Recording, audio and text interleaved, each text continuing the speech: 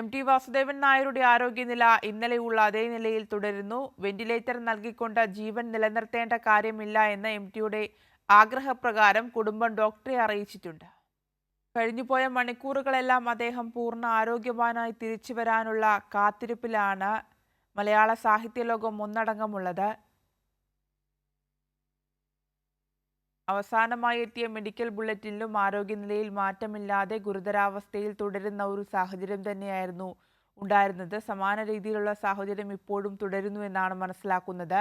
Ventilator നൽകിക്കൊണ്ട് ജീവൻ നിലനിർത്തേണ്ട കാര്യമില്ല എന്ന MTയുടെ ആഗ്രഹപ്രകാരമുള്ള തീരുമാനം കുടുംബം ഡോക്ടറെ അറിയിച്ചിട്ടുണ്ടെന്നാണ് മനസ്സിലാക്കുന്നത്. രാവിലെ 8 മണിയോടെ മെഡിക്കൽ ബുള്ളറ്റിൻ പുറത്തുവരും.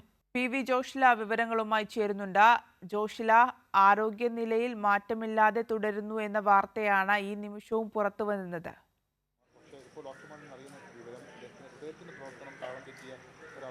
ആര്യ, മലയാളത്തിന്റെ പ്രിയപ്പെട്ട സാഹിത്യകാരൻ MT വാസുദേവൻ നായരുടെ നില ഇന്നലെ മുതൽ ഗുരുതരാവസ്ഥയിലേക്ക് മാറിയിട്ടുണ്ട്. ആരോഗ്യനില അതേ നിലയിൽ തന്നെയാണ് ഇപ്പോഴും തുടരുന്നത് എന്നുള്ളതാണ് ഡോക്ടർമാർ പറഞ്ഞിരിക്കുന്നത്. എന്തായാലും ഏകദേശം 8 മണിയോടുകൂടി പുതിയ മെഡിക്കൽ സന്ദേശം എത്തും എന്നുള്ളതാണ് അറിയാൻ സാധിച്ചിട്ടുള്ളത്. അദ്ദേഹത്തെ ശ്വാസതടസ്സത്തെ തുടർന്നായിരുന്നു കഴിഞ്ഞ ഞായറാഴ്ച 15-ാം തീയതി ആശുപത്രിയിൽ പ്രവേശിപ്പിച്ചത്. കോഴിക്കോട് ബേബി മെമ്മോറിയൽ ആശുപത്രിയിലാണ് അദ്ദേഹത്തിൻ്റെ ഇപ്പോൾ തീവ്രപരിചരണ വിഭാഗത്തിൽ ചികിത്സയിലുള്ളത്.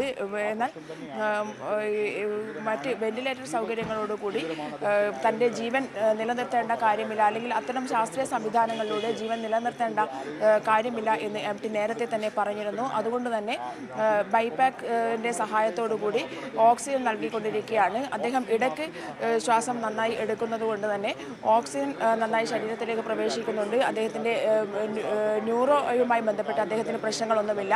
ശ്വാസതടസ്സത്തെ തുടർന്നാണ് ഇവിടേക്ക് എത്തിച്ചതെങ്കിലും പിന്നീട് ഇടയ്ക്ക് ഹൃദയാഘാതം ഉണ്ടായിട്ടുണ്ട്. അത് ആണ് വലിയൊരു പ്രശ്നമായി നിലനിൽക്കുന്നത്. എന്തായാലും വിദഗ്ധ ഡോക്ടർമാരുടെ പ്രത്യേക സംഘം തന്നെ തീവ്ര പരിചരണത്തിലാണ് ഇപ്പോൾ നിൽക്കുന്നത്.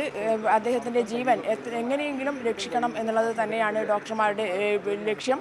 അതേസമയം തന്നെ മന്ത്രി മുഹമ്മദ് റിയാസ് അടക്കമുള്ള മന്ത്രിമാർ ഇന്നലെ ഇവിടേക്ക് എത്തിയിരുന്നു. അദ്ദേഹമൊക്കെ തന്നെ പറഞ്ഞത് സാധ്യമായ എല്ലാ ചികിത്സകളും MTക്ക് ലഭ്യമാക്കും എന്നുള്ളതാണ്.